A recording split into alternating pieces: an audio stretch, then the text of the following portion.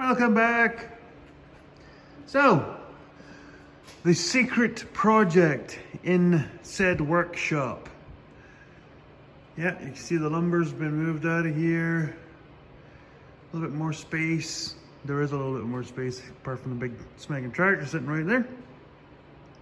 So, this. So I will put in some pictures.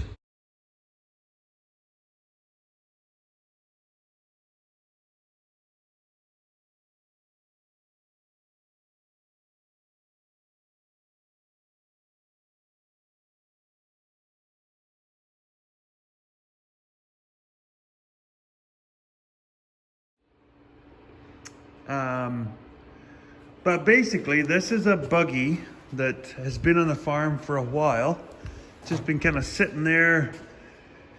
I don't know where it came from, but basically I think it was part of like an old set of diamond harrows or something. Because basically it originally was this triangle. Wheels in this triangle. That was all that was here. There was a couple of brackets. There was one here and there was one there. And then you see these little stubs here. So, I've been taking apart some old racks that I had laying around. There's parts of the racks there, there's two of them. These are for a project that's going to be going here to hold our big oil totes. So that way the totes will sit up here where you can get the oil from the tap, but there'll be storage underneath. I'm making the storage where it's big enough for the quad to fit underneath, out of the way. So a bunch of the metal, these pieces came from there, from these racks being repurposed. This piece of metal here was all one piece. You can see a hole there. That was a piece of metal that had some big long spikes on it from many years ago. Here's the spikes. They're all kind of messed up now. But they were, when you drove them into bales, because we used to have pens made up of big square flax bales. And so that piece of bar with those spikes pushed in, and it had hoops so you could hang gates. So it was an old gate post. So there's that, and then these are spars from broken bale feeders. So yeah, made myself a deck and then put uprights. And then these geezers were actually also from these brackets. Now what they were was years ago when the kids were younger, I helped build sets, and Mrs. Piper Doug was the director for the school plays. And some of the plays were quite extravagant. So yeah, here's part of the brackets. So these were, you can see that part. There's a couple of these brackets, they're all kind of messed up. But anyway, so these were all part of a thing that picked up the great big backboards, which were like the background pictures for the sets, which were huge. So I made up these devices that you could roll in like a wheelbarrow, like a sack barrow, that would pick up the end of the set at one end and somebody at the other end with two of these big metal devices. They would pick them up and you could roll the sets off the side of the stage so students could do it safely and easily. Like these things weighed a lot of kilograms. So yeah, repurposing. So yeah, like those were the parts that fit along the edge of the wall. What am I doing? Gonna get to that. So yeah, I found a jack that came from the other farm. being repurposed, now attached here. So you'll see these bolts here. And you'll have seen that flicking past the camera. I bought this at an auction about 6 years ago. It's a 25 kilowatt PTO generator. Most astute would have realized that. So it's got 240 and 120. And like I said, 25 kilowatts, so it's got lots of juice. So the game plan is, this goes on there, bolted down there, and then I'm going to put some plywood on here because that thing has to sit on the frame because it's heavy. That's why there's a tractor attached to it. So then there'll be a board on the back here. And then I was hoping my little yellow welder was going to be what would sit at the back here. So this is what I'm going to use to start welding up the feed rails out there. Apart from my little yellow welder, I went to, this one is done. It's no use. You can't fine tune it anymore. All you do is, only thing it's good for is burning heavy metal. It's pretty well gooned. So I was going to put a new plug-in on this one because it is messed up. Doesn't look like much, but this little welder from the other farm is a great welder. It is really good for thin welding and medium duty welding. I went to take the screws off, if I can point there. I went to take the screws off to attach the new cable on. I don't know if I can see it there. Yeah, there it is. And it broke off, the on-off switch. So yeah, that kind of sucks. But then again, March 7th, 1963, Virgil apparently signed off on this welder. So yeah, almost 60 years old. That's probably why it lost its screw. So I'm going to be buying a new welder. Dun, dun, dun! A new welder, he says. Yeah, not a big one. Just another stick welder, a DC one. Princess Auto has them for 600 and something bucks for a nice little Hobart. So that'll do for what I need. It'll fit back here just nicely. Yes, I have my vintage MIG welder here too. So that who is currently putting this together right now. But as you all know, MIG welders are no use outside unless it's extremely calm. And around here, that's in short supply. So, I was just test fitting that I got the measurements right. So I'm now going to be welding these bolt sections into the frame. That way I can lower him down for the last time and bolt him in, nut him in, whatever. Set him in. So my next thing was I was looking for PTO shafts, and I have a rather large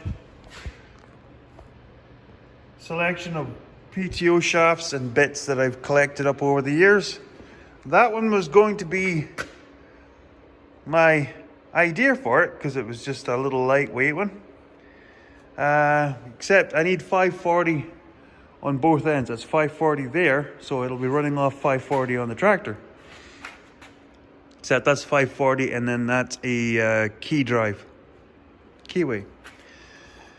And then I had that, it was just 540, but I didn't have an end for it. And then I realized that was laying over here, which is 540. I'm just hoping it's long enough. Looking at it, might be a bit of a problem. I might end up using that one after all, or I'll just end up using the shafts out of it. Anyway, PTO shafts. So, back to this. Once that's on here, once the deck's on, once the welder sits in here, cables hang on these guys, I'm going to screw 2x4s. 2x4s across here, and then I'll make frame, and then I'll tin the top of it. That way it can sit outside, because what I'm hoping is I'll be able to then park this with that by the hydro pole. If we ever have any power outages, this will run the farm. 25 kilowatts? Yeah, 25 kilowatts will run the farm for however long we need it to. So I'll have to get hydro out to put me a hookup and a kill switch on the pole. So that's the project. That's the secret projectio. As far as I know, the tires are okay. One's got a slight leak in it. I might end up having to put tubes in them. But for now, it's fine. So yeah, recycling. Many types of recycling. Like I said, some of these things are on their third use. Second use, I don't know how many uses that thing's had. So yeah. There you go. Big project. So I'll bring you along as I get deeper into it. Like I said, hopefully I put pictures in here somewhere. So yeah, we'll keep you coming. So I'll bring you back. So this is where we're at. Yeah, she's pretty smoky. So, generator that I've had for years, bought at a sale. Had no idea if it worked or not. Whole bunch of recycled metal, recycled parts. Recycled tin that was left over from this building. As you can tell, old wood. Piece of old plywood I found lying around for the welder to sit on back here. I'll make some sort of a way to hold everything in.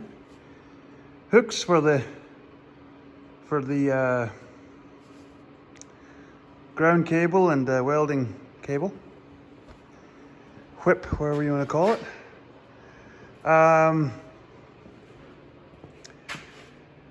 This 540 end of a shaft, I think this is the end for the big 10-inch by 60-foot grain auger that's sitting down at the bale yard.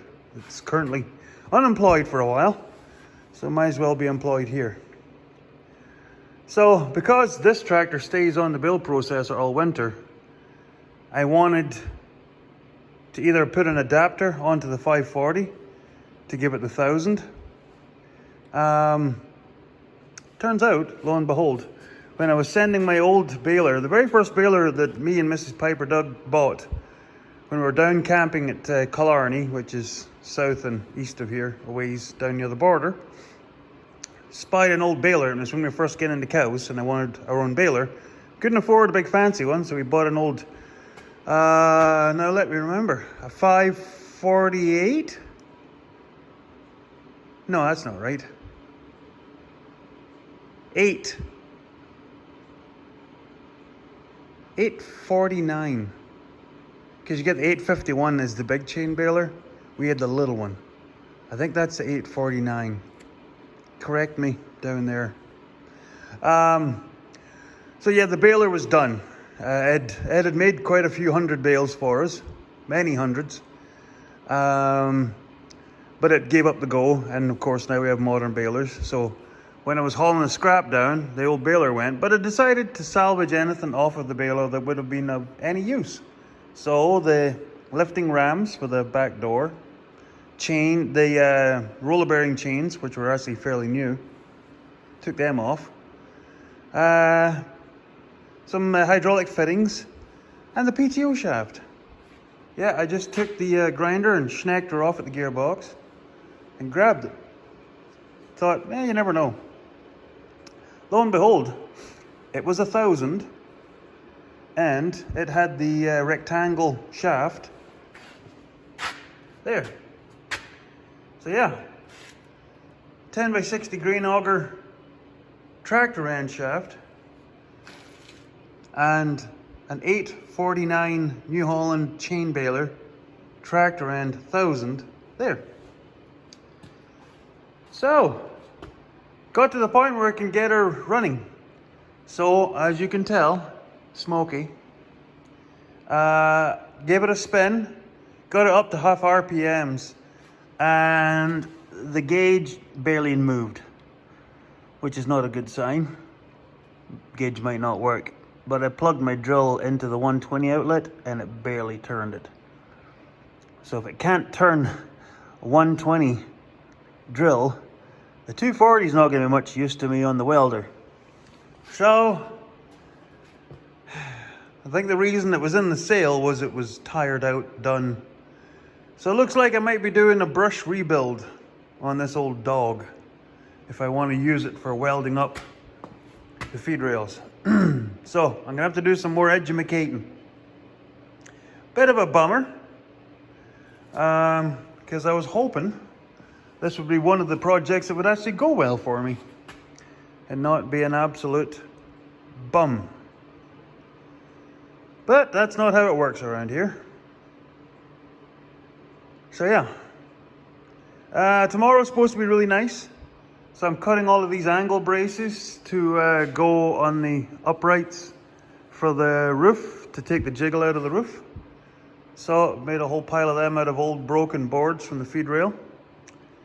So yeah, I'm going to crack on with that, and like I said, I'm going to do some edumacating and figure out if I can do anything with that, or if I can find somebody that can do something with that, because a big generator like that would be very handy around the farm. Because I know to replace it's a lot of money. So that's where we're at. Not great news, but we're getting somewhere.